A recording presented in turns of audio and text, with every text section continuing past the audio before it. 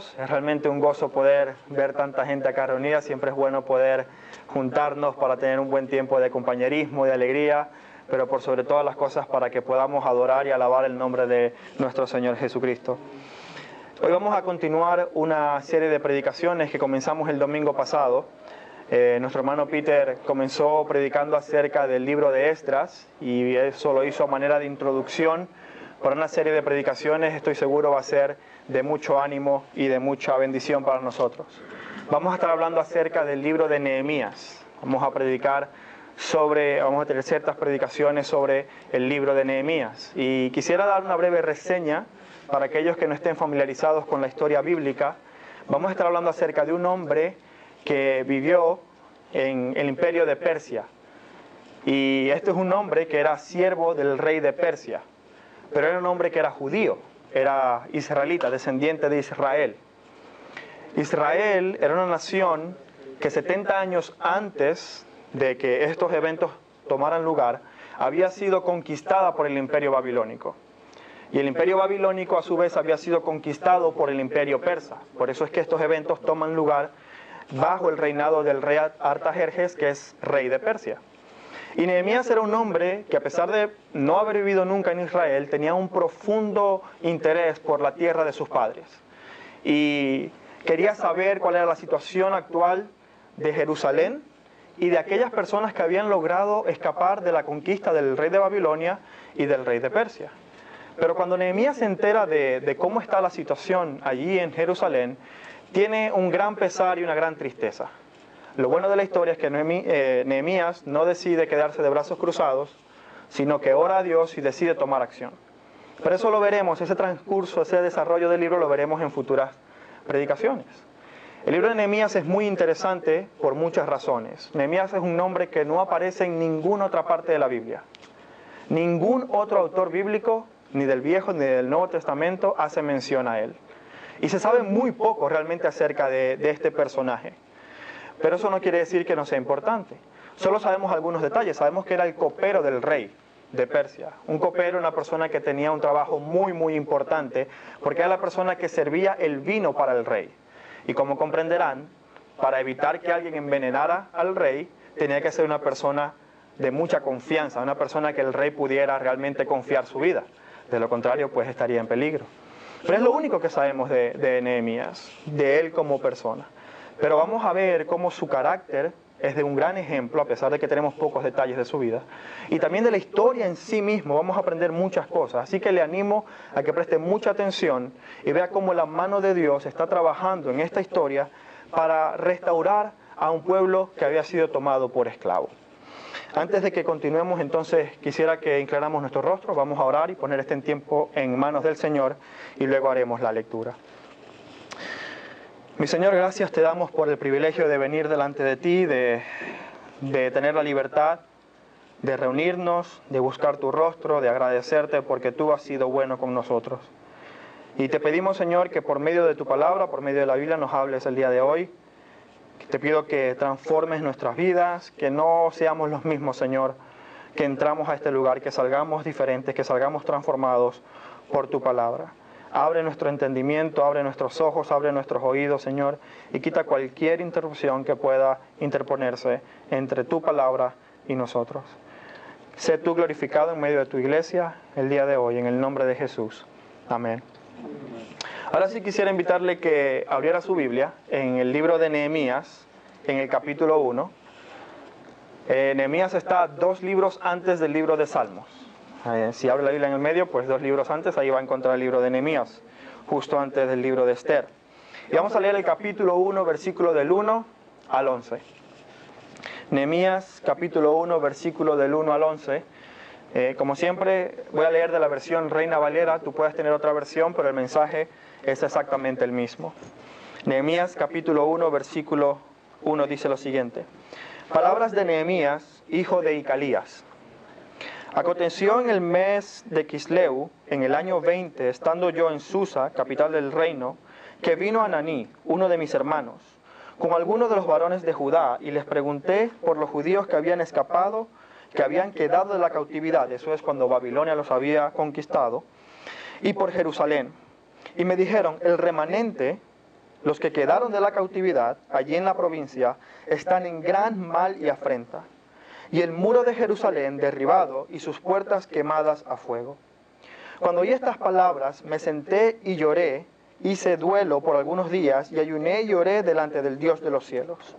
Y dije, te ruego, oh Jehová, Dios de los cielos, fuerte, grande y temible, que guarda el pacto y la misericordia a los que le aman y guardan sus mandamientos, que esté ahora atento tu oído y abiertos tus ojos para oír la oración de tu siervo, que hago ahora delante de ti, día y noche, por los hijos de Israel, tus siervos.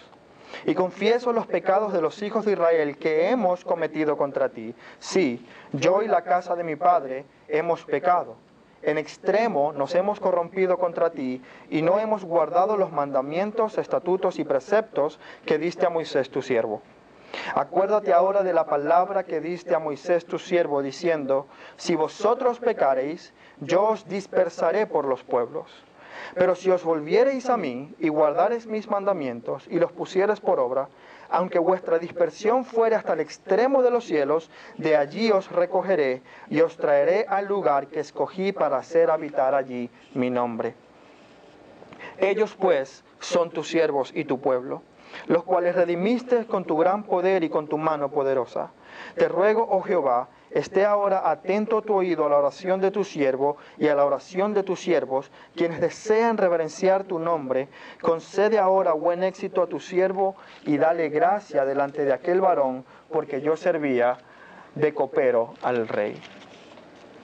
Vemos entonces a Nehemías, que está en la capital del reino de Persia, en Susa, y en el mes de Quisleu, que sería el mes de noviembre, diciembre, según nuestro calendario actual, recibe la visita de uno de sus hermanos, Ananí.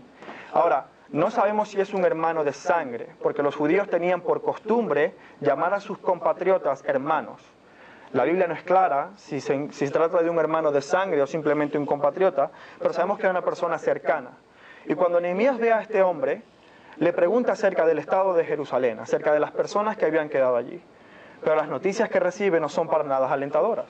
El versículo 3, como leímos, dice, el remanente, los que quedaron de la cautividad, allí en la provincia, están en gran mal y afrenta. Y la ciudad en sí está completamente destruida. Sus muros están derribados y sus puertas en llamas. Y Nehemías sabía qué significaba esto. Era una ciudad que estaba completamente expuesta. En los tiempos bíblicos, una ciudad que no tenía muros era una ciudad indefensa, porque no tenía protección alguna contra sus enemigos. Era una ciudad que no podía prosperar. El más mínimo ataque de sus enemigos era suficiente para acabar con la ciudad y con todos sus habitantes. Entonces cualquier intento por reconstruir Jerusalén no iba a prosperar porque no tenía ningún tipo de defensa. Todos sus enemigos eran mucho más poderosos que ellas, eran mucho más fuertes y tenían un acceso libre a la ciudad y a sus habitantes. Pero Nehemías tenía gran interés por saber cómo estaba la situación allí. Ahora, Nehemías era copero del rey, tenía una posición de influencia, tenía acceso a información confidencial, por así decirlo. Y él sabía que 13 años antes, otro sacerdote judío había ido también de Persia a Jerusalén para intentar la restauración espiritual, la reedificación espiritual de este pueblo. Y Nehemías quería saber cómo iba avanzando el proyecto o cómo iba la cosa. Pero sabía que habían enemigos, gente que no estaba interesada en que Israel, o Jerusalén más específicamente, fuera reedificada.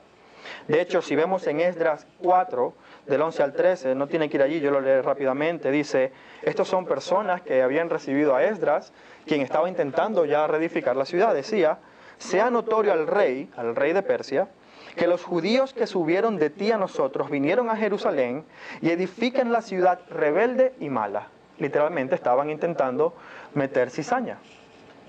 Y levantan muros y reparan fundamentos. Ahora sea notorio al rey que si aquella ciudad fuere reedificada y los muros fueren levantados, no pagarán tributo, impuestos ni rentas, y el erario del rey será menoscabado. Es decir, estaban apelando a lo que más le importaba al rey, sus riquezas. ¿Para qué? Para que parara cualquier tipo de restauración acerca de Israel. Y Nehemías conocía la situación, porque esta carta fue dirigida al mismo rey que él servía como copero. Pero Antes de que nos adentremos en el desarrollo de este libro, usted se preguntará, bueno, ¿y qué tanto alboroto hay con una ciudad como Jerusalén? Creo que tenemos que responder algunas preguntas antes de avanzar en este libro. ¿Por qué es tan importante Israel en la Biblia? Y yo creo que una pregunta mucho más importante es, ¿qué me importa a mí, estando en Madrid en el 2018, lo que le pasó a una ciudad hace más de 2000 años? ¿Qué relevancia tiene eso para nuestras vidas? Lo primero que tenemos que entender es que el Dios de la Biblia, el Dios al que conocemos, nos creó con un propósito. Creó a cada uno de nosotros con un propósito. Y ese propósito es que le conozcamos, que nos deleitemos en Él, que veamos su gloria y le adoremos. Ese es el propósito, esa es la razón de nuestra existencia. Pero ese propósito se vio amenazado cuando Adán y Eva no le obedecieron en el huerto del Edén. Eso es lo que la Biblia llama pecado, el no obedecer a Dios. Pero Dios, en su amor y en su misericordia, Él no quiere romper esa relación con el ser humano, sino que quiere restablecerla. Pero hay un problema, o había un problema a partir de esa historia. El pecado distorsionó el concepto que el ser humano tenía de Dios. Adán y Eva conocieron a Dios realmente Él es, completamente. Nosotros, por nuestro pecado, adquirimos una visión, digamos, distorsionada de quién es Dios. Y los pueblos, después de eso, comenzaron a hacerse ídolos conforme a sus propios deseos. Ídolos a los que ofrecían distintos tipos de sacrificios. Y es allí donde entra el pueblo de Israel. Es allí donde toma importancia esta nación. Dios escogió al pueblo de Israel con un propósito: darse a conocer a las demás naciones por medio de lo que Él iba a hacer a través del pueblo de Israel. Lo que Él iba a hacer a través de esta nación iba a servir como un testimonio para el resto de las naciones, para el resto de los países. De hecho, la historia de Israel comienza en Génesis 12, cuando Dios llama de la nada a un hombre llamado Abraham. Dios se presenta a un hombre llamado Abraham y le dice: vete de tu casa y te vas a ir a una tierra que yo te voy a dar. Y de ti voy a hacer una nación grande. Y en ti van a ser benditas todas las familias de la tierra. Es decir, Dios escoge a Abraham y lo va a bendecir para que él pueda bendecir a las demás familias de la tierra. ¿Cómo? Dando a conocer quién es el verdadero Dios. Esta misma promesa fue ratificada posteriormente al nieto de Abraham. En Génesis 35:10 dice: y dijo Dios al nieto de Abraham: tu nombre es Jacob. No se llamará más tu nombre Jacob, sino Israel será tu nombre. Y llamó su nombre Israel. También le dijo Dios: yo soy el Dios omnipotente. Crece y multiplícate. Una nación y un conjunto de naciones procederán de ti, y reyes saldrán de tus lomos. La tierra que he dado a Abraham, su abuelo, y a Isaac, le daré también a ti y a tu descendencia después de ti. Por eso es que se llaman el pueblo de Israel, porque al nieto de Abraham Dios le cambió el nombre a Israel, son los descendientes de Israel. Y a este pueblo Dios lo había escogido para bendecir a todas las familias de la tierra. Dios lo había escogido no porque fueran un pueblo especial, no porque fueran más fuertes que todos los demás pueblos, no porque fueran mejores o de mejor calidad, lo escogió simplemente porque Él quería usarlos como instrumento para darse a conocer a los demás. Fíjese lo que dice Deuteronomio 7 del 6 al 9, cuando Dios habla a este pueblo diciéndole: porque tú eres pueblo santo para Jehová tu Dios. Jehová tu Dios te ha escogido para hacerle un pueblo especial más que todos los pueblos sobre la tierra. No por ser vosotros más que todos los pueblos os ha querido Jehová y os ha escogido, pues vosotros erais el más insignificante de todos los pueblos, sino por cuanto Jehová os amó y quiso guardar el juramento que juró a vuestros padres, os ha sacado Jehová con mano poderosa. Es decir, realmente no había nada especial en el pueblo de Israel. No es que ellos en sí mismos tenían algo que era atractivo, sino que Dios los escogió para mostrarse a los demás. Y en algún punto de su historia, este pueblo, esta familia, cae en esclavitud en Egipto. Y pasan 400 años de esclavitud en Egipto, y Dios luego los libera de esa esclavitud por mano de Moisés. Todos al menos creo que estamos familiarizados con la historia. Pero esto no fue un evento fortuito. Dios no fue que se olvidó de Israel por un tiempo y luego se acordó, como si a Dios le faltara la memoria. Fue un evento que Dios permitió para mostrar su poder. Cuando Moisés va a Faraón y quiere sacar al pueblo de Israel, fíjense lo que Dios le dice. Y a la verdad, yo te he puesto para mostrar mi poder, dice Dios, a Faraón, rey de Egipto, quien tenía esclavizado a Israel. Y para que mi nombre sea anunciado en toda la tierra. Dios permitió que Israel, un pueblo insignificante, cayera bajo la esclavitud de un pueblo realmente poderoso como era Egipto, para luego rescatarlos y que la gente supiera que Dios era el verdadero Dios y no los dioses egipcios. Solo para que tenga una idea, es como si Haití fuera esclavo de una nación como Rusia o Estados Unidos y venga una persona de Haití y le diga, vas a liberar a mi pueblo. Y Donald Trump o Putin digan, claro, por supuesto, ya mismo lo voy a hacer. Era realmente una locura, porque es un pueblo tan insignificante contra una nación realmente próspera y poderosa militarmente hablando. Pero Dios le dice, yo he hecho esto para que mi nombre sea anunciado a toda la tierra. El propósito de Dios con sacar a Israel de Egipto era que las demás naciones lo conocieran. Fíjese lo que dice Éxodo 34:10, cuando Dios habla con Moisés. Y él contestó, he aquí yo hago pacto delante de tu pueblo, haré maravillas que no han sido hechas en toda la tierra, ni en nación alguna, y verá todo el pueblo en medio del cual tú estás, es decir, las demás naciones, la obra de Jehová, porque será cosa tremenda la que yo haré.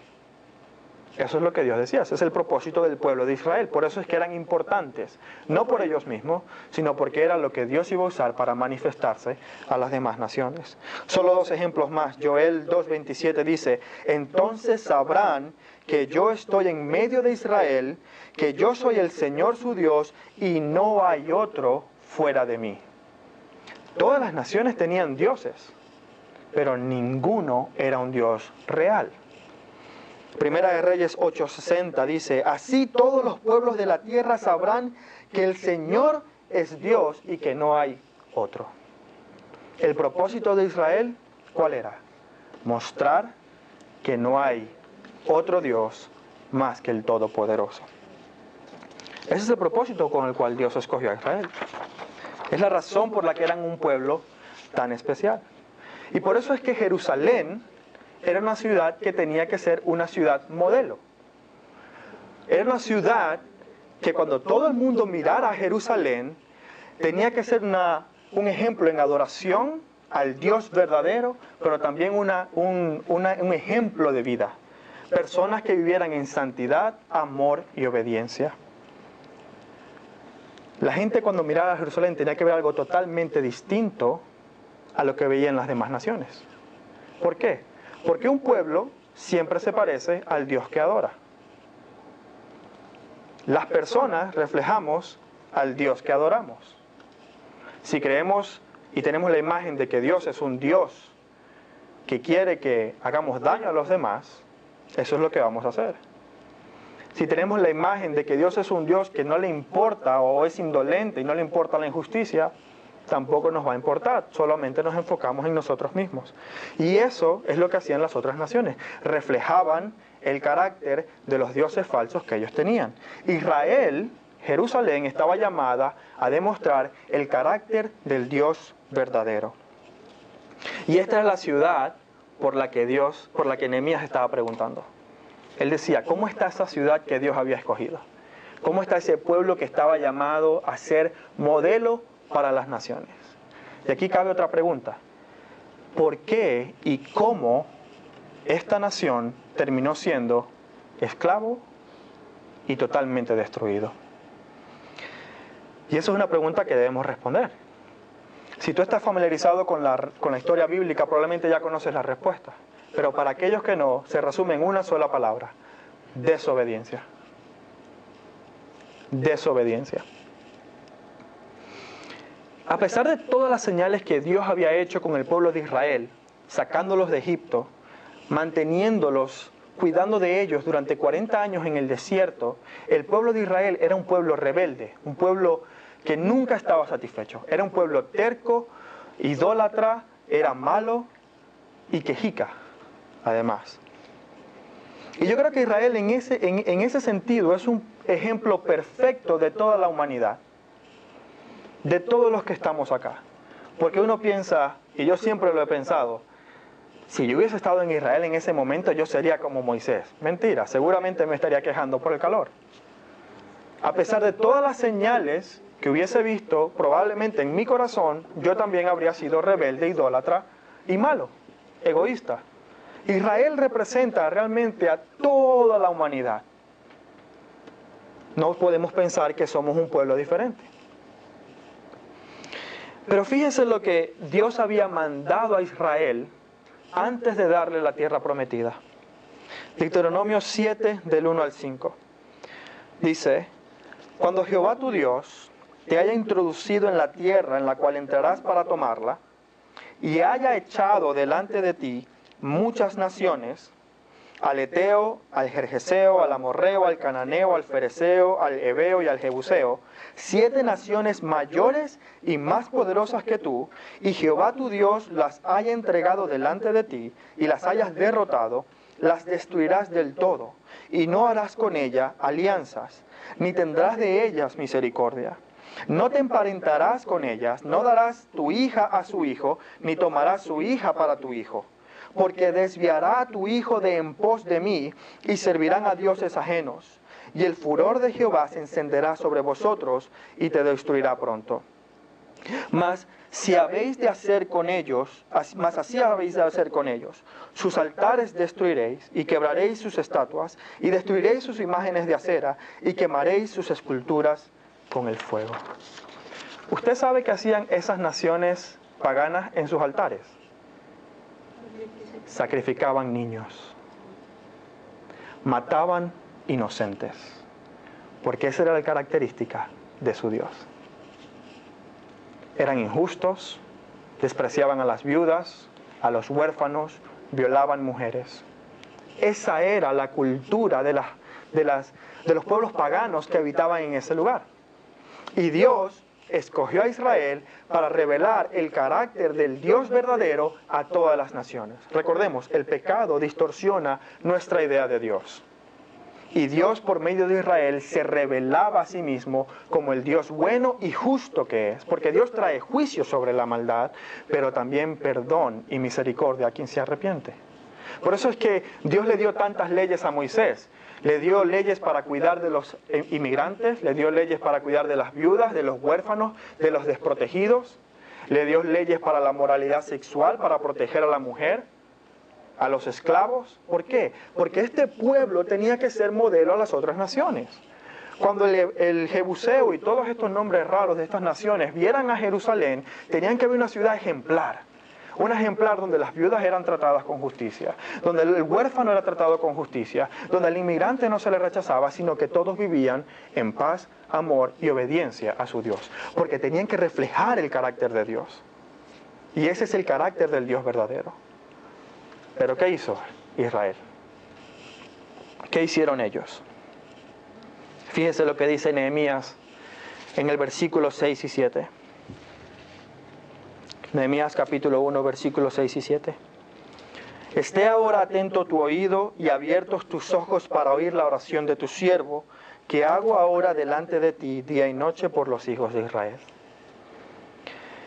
Confieso los pecados de los hijos de Israel que hemos cometido contra ti, sí, yo y la casa de mi padre hemos pecado, y en extremo nos hemos corrompido contra ti y no hemos guardado los mandamientos, estatutos y preceptos que diste a tu siervo Moisés. ¿Sabía usted que el pueblo de Israel se emparentó con mujeres de estos pueblos paganos? Estas mujeres terminaron influenciando a sus esposos y estos esposos terminaron llevando a sus hijos al altar de los dioses paganos para que fueran sacrificados. Inocentes. El pueblo de Israel, la ciudad modelo, que se supone tenía que ser un pueblo ejemplar para las naciones, terminó siendo igual que las naciones paganas.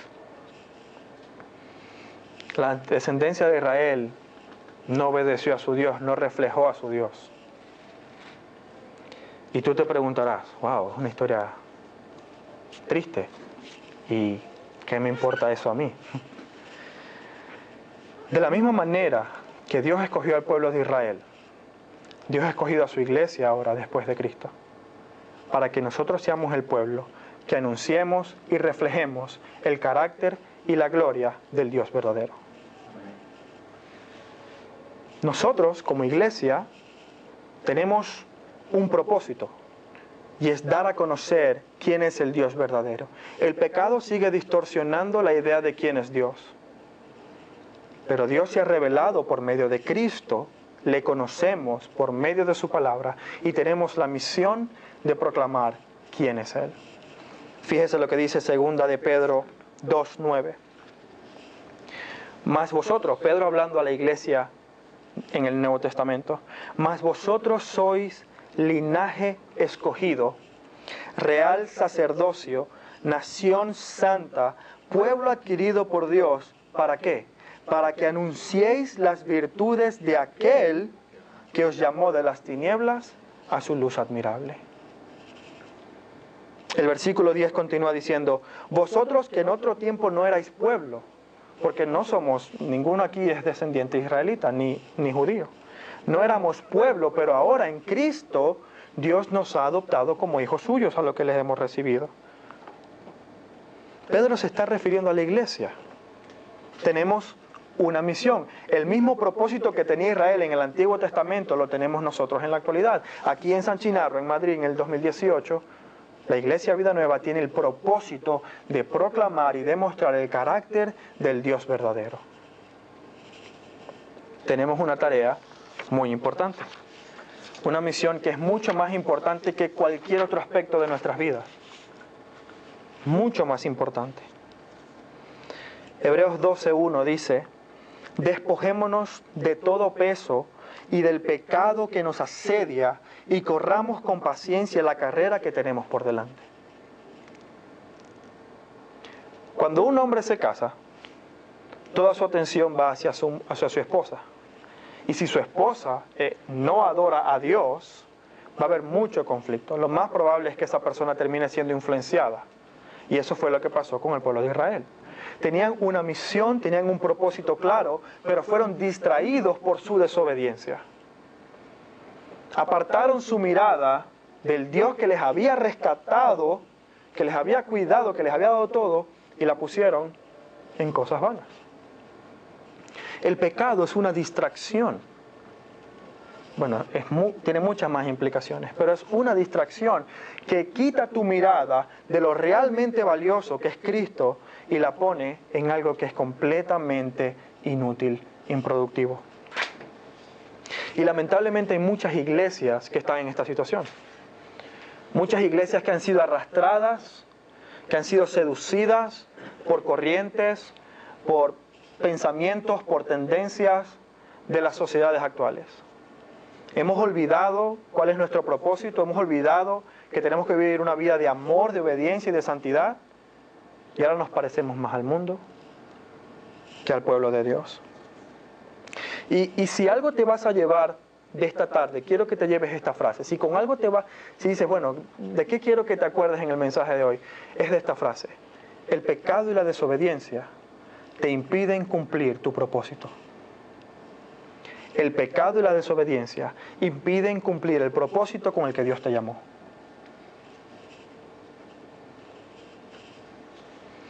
En 1 Corintios, capítulo 5, el apóstol Pablo habla a la iglesia de los Corintios y le advierte exactamente lo mismo.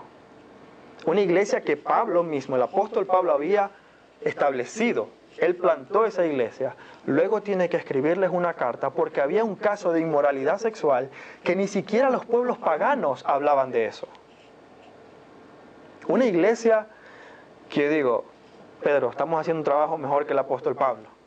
Porque una iglesia que él estableció tenía un caso de inmoralidad tan grave que ni siquiera los no creyentes se atrevían a hablar de esas cosas.